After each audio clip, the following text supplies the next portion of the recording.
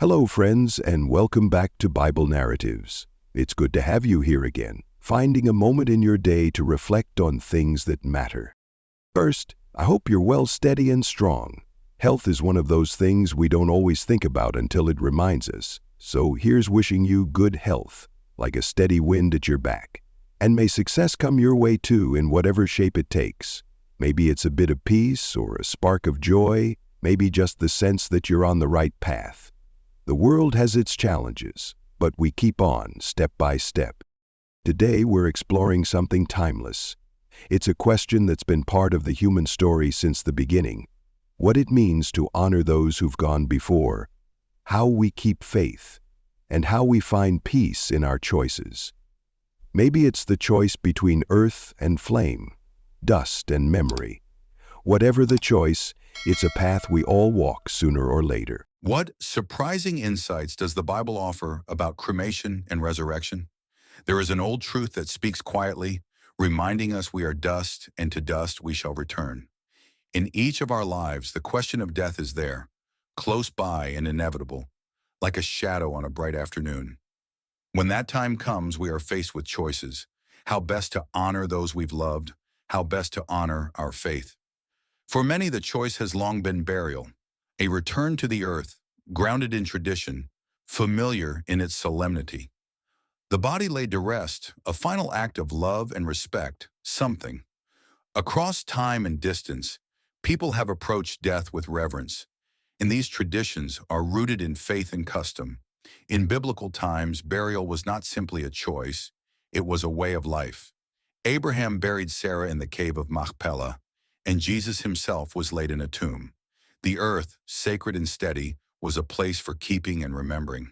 But now, as we move through a world that grows busier and more crowded, the ways we choose to honor the dead shift. Cremation is no longer a rarity. It's becoming the norm. Practicality, costs, and changing times drive this shift. And yet, in these new choices, there is still faith, still reverence. People wonder if cremation, the release of the body by fire, speaks against the resurrection. But faith, the kind that has lasted generations, looks beyond the form, beyond the method. So we come to the heart of it. Burial and cremation are two paths to the same place. Dust we are, and to dust we return. The journey remains sacred, no matter the choice. And with that, we look deeper, to understand how these changes echo through tradition and speak to our times. The numbers, the stories, they all point to something steady, the desire to honor and remember. Understanding modern cremation trends and choices around the world, the quiet tradition of burial is shifting. Where once there were fields, there are now buildings. Where land once stretched wide and free, there are now limits and choices to be made. Cremation has grown from a rare alternative to nearly standard in the United States. By 2021, it reached 57%, and projections see it climbing to 64% by 2025. In Italy, where centuries-old churches and cemeteries mark the landscape, cremation rose from less than 3% in 1995 to over 38% in 2023. PR. For many, cremation speaks to a new practicality. The costs are often one-third of what a burial would be, a significant difference for families navigating grief and financial limits. And then there is the land, places that once held space easily, feeling the pressure of population. In cities like Hong Kong, columbariums have become the answer, buildings that hold the ashes of loved ones in small, sacred spaces, a compromise with reality. The decision isn't just financial, though. Our world has changed. Families live miles, even continents apart, and the time it takes to gather is more than the body can wait. Cremation allows time. It lets ashes travel if needed, held in a way the body cannot. It offers families a way to honor their loved ones without rushing, without losing the chance to gather, to remember together. In Japan, cremation has been a practical necessity for centuries and is peacefully accepted. There, the crowded lands made it the logical choice, but the families who chose it do not mourn any less. Now, across different places and beliefs, cremation is not so much a departure as it is another way back to dust, as the Bible says. For dust you are, and to dust you will return. A different path, but the same truth. For some, though, cremation still feels foreign. Where graves and burial were a given, an expectation, cremation asks something new. The body is not there the same way. The earth isn't placed upon earth. Yet even in these new choices, families hold to old truths: honor, respect, a belief in the life that was lived, and the peace they hope remains. As more families choose cremation, it becomes woven into the fabric of faith and tradition. It is not an abandonment of what came before, but an adaptation. Each choice to cremate, whether for land, cost, or convenience, joins the rhythm of life and faith. This choice, like burial, is made in reverence, with respect for the sacred journey we all take. Burial versus cremation in the scriptures. In the beginning, the earth held the stories. Burial was a sacred act, a return to where life began. When Abraham buried Sarah in the cave of Machpelah, it was more than a place to rest. It was a statement of belonging, a promise kept. Abraham bought that land, not as property, but as memory, so that the dust of his beloved would be kept in the dust of the earth, safe and close. And it was the same for Jacob, for Joseph, all the patriarchs. They wanted the ground to hold them because the earth itself. Then came Jesus. In his last hours, he too was laid to rest, wrapped and placed in a tomb. The rock was sealed, and there, in that quiet place, the body remained. But the promise, the hope, lay beyond the grave. To his followers, burial wasn't an end. It was a mark of faith, a testament that the earth held not just bodies, but hope. The burial of Christ was more than tradition. It was a symbol that life, in some way, would endure. But fire, too, had its place in these ancient stories. The fire was a sign, powerful and transformative. It purified, it judged, it cleansed. In the days of King Josiah, the bones of false idols were burned on altars, turning them to dust as an act of purification. Fire was not for the faithful, yet it held a place in the stories, a way of transformation. Ahan's punishment was sealed with fire, a harsh sentence, but one that spoke to the power of flame in ancient hands. The fire had its reverence, though it rarely touched the realm. So here we stand, years away from those early days, wondering how the ancient ways fit the world we know now. Burial was then a testament to faith, a way to honor what was sacred. But the world is different.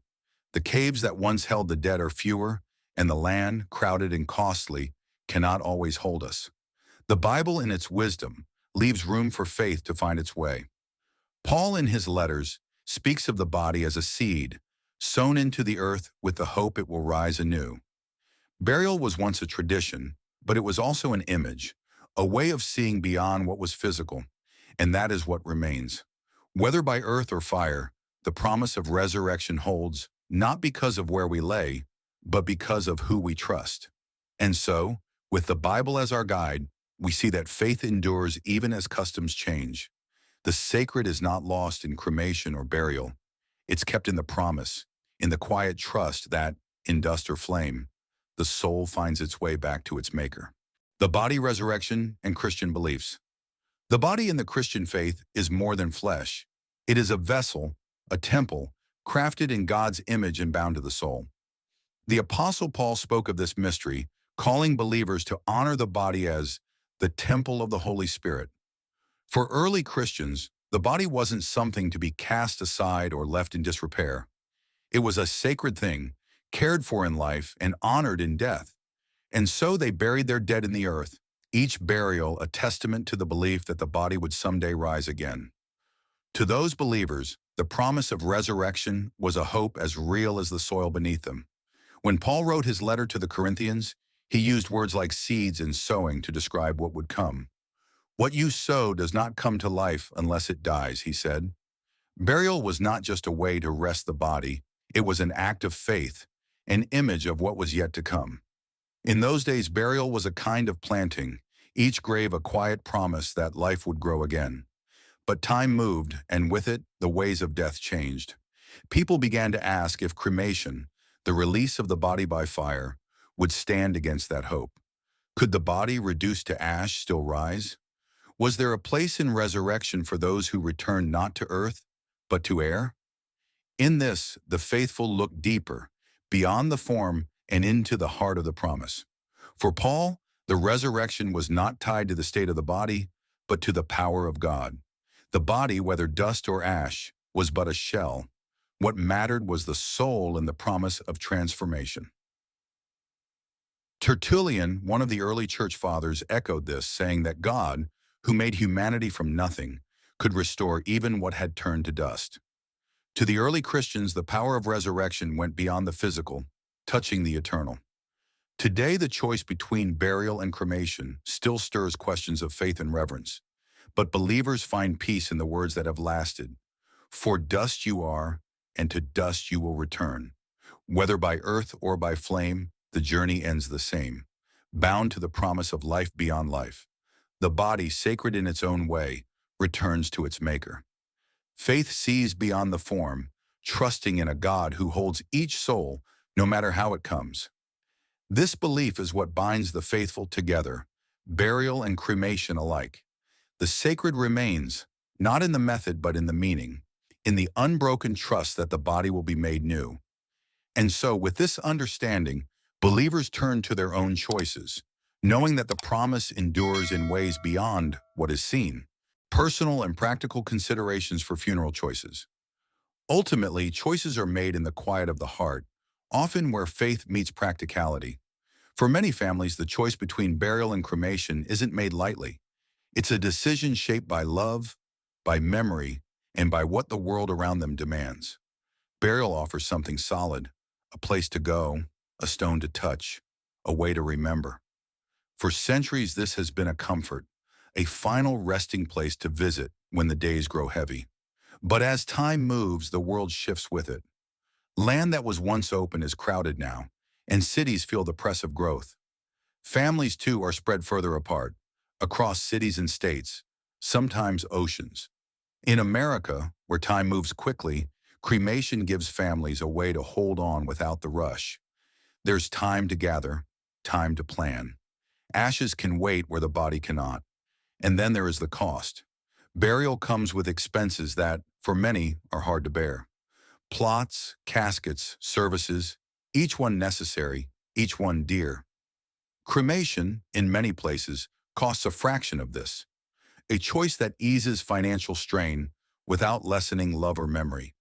It's a way for families to honor the dead without the weight of debt and to keep the sacred without losing peace of mind. In cities like Hong Kong, where land is scarce, columbariums offer a place for ashes, small and sacred, where families can still find connection. In the U.S., the ashes of loved ones may be scattered in meaningful places, places that speak of life shared. Cremation for these families becomes more than practicality. It's a choice filled with the same reverence, the same honor. Yet even with this, there is still a weight to the decision. For those who grew up with burial, with the idea of earth upon earth, cremation feels different. It asks for a new understanding, a new way to grieve. There is no headstone, no ground to visit. But for many, this doesn't lessen the memory or the love. Families find new rituals and new ways to remember. When they choose cremation, they choose it with the same heart that has chosen burial for generations. The reverence remains and the honor is unchanged. And in that choice, there is peace, a knowing that the body, whether buried or burned, returns to its maker. The love is no less, and the memory stands. So as families walk this path, they find their way between tradition and practicality, each choice a testament to the life lived. It's not an abandonment of faith, but a quiet adaptation, a way to remember in a world that is changing. Burial or cremation, both are held in faith, both are ways of holding on, and both, in the end, bring the soul to rest. Cultural, ethical, and denominational insights into cremation. In different corners of the world, how we remember and honor the dead has always been shaped by land, by faith, and by custom. What feels natural in one place is foreign in another.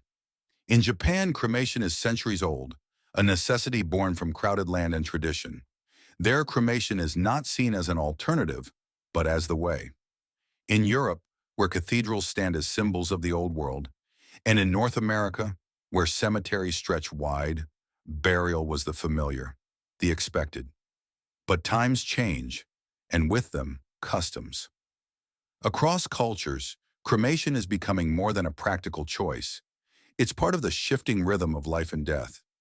In places where land is scarce, like Hong Kong or Tokyo, columbariums offer spaces for ashes, small but meaningful, sacred in their own way. In these cities where every inch of space is used, cremation becomes not just a necessity, but a bridge between the living and the dead. The church, too, has changed with the times. Once, cremation was seen as a rejection of the faith, a challenge to the belief in bodily resurrection. But in 1963, the Catholic Church, a body of deep tradition, lifted its ban on cremation, allowing it under certain conditions. Today, the ashes must be stored in the sacred places, respected as one would a grave. Other denominations followed, accepting cremation as a practice that honors faith without breaking from it. And so, what was once separate begins to find a place within. For some, this shift brings relief. In the Catholic churches of Rome or the Protestant communities in America, people find a new way to keep faith with their loved ones. The focus turns from how the body is kept to how it is remembered. Cremation, once a choice for the few, becomes an option for many, held with the same reverence, the same respect. Still, there is an ache, a feeling of something left behind. The gravestones of family and tradition, the plots passed down through generations. They hold memories that are hard to let go of. Yet for many, the choice to cremate isn't a rejection of those memories, but an adjustment, a way to honor the old within the reality of the new. Each culture, each faith community finds its balance.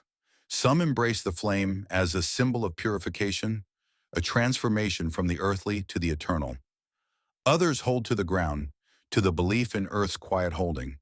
But wherever they land, these choices are bound in faith, in the same desire to remember, to honor, and to rest. In the end, the choice is deeply personal, yet shared by communities across borders. As burial and cremation come together, each practice finds a place in the global landscape of faith.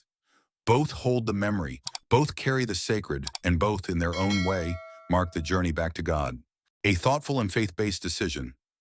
Ultimately, the choice between burial and cremation is one of faith and reverence.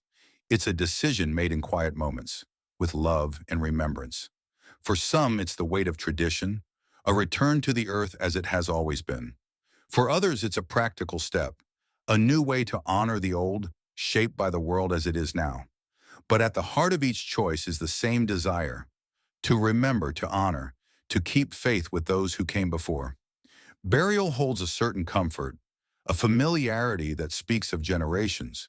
It's a place to go, a stone to touch, a way to feel close when the years have stretched wide.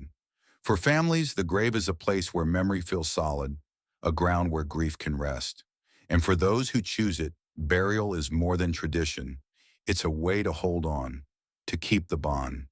But cremation, too, has found its place, woven into the rhythm of the present. For those who choose it, cremation isn't a departure from faith, but a step taken in trust. It's a choice made with care, with the same reverence that has always marked the farewell. Ashes kept or scattered, they speak of a life lived and love held close, a memory unbound by place. Cremation gives families time, a chance to gather, to wait until they're ready to let go. For believers, this decision is more than earth or fire. It's a reflection of the heart's hope. Paul's words about the body as a temple, sown like a seed to rise again, remind us that the form doesn't matter as much as the faith. The body, whether it returns to dust or ash, is only part of the story. The soul they trust returns to the God who made it. So as families stand at this crossroads, they know that faith holds space for both. Burial and cremation, each in their own way, bring peace. They are paths that lead to the same truth and ways of honoring what was, even as life moves forward. It's not a matter of which is right or wrong. It's a matter of what feels true, what brings comfort, and what carries love. In this world where traditions change and new ways arise, the faithful find their path. And in that path, there is grace, a quiet understanding that each choice holds its own reverence. Burial or cremation, both are acts of love. Both return the body to its maker. This is the heart of it, faith that does not waver, whether we return to dust by earth or by flame. The journey home remains sacred, each choice a testament to what we believe, to the lives we cherish, to the God we trust. Friends, life is filled with choices, and few are as personal as the journey in life's final chapter. We walk these paths bound by tradition, faith, and the ever-present curiosity about what lies beyond. So, in this spirit of discovery, I thank you for joining us today. As you move forward, I wish you health that sustains you, success that enriches you, and days filled with wonder. May you find peace in the choices you make and courage to face the unknown. I hope to see you here again on this road of exploration. In the meantime, feel free to share your thoughts, ask questions, and lend your voice to the dialogue. You're part of this journey as much as anyone else. If this time together has meant something to you, consider liking, subscribing, and sharing it with those dear to you. Let them share in what we've uncovered here. Until we meet again, take care and keep your heart open to life's mysteries. There's beauty in the journey,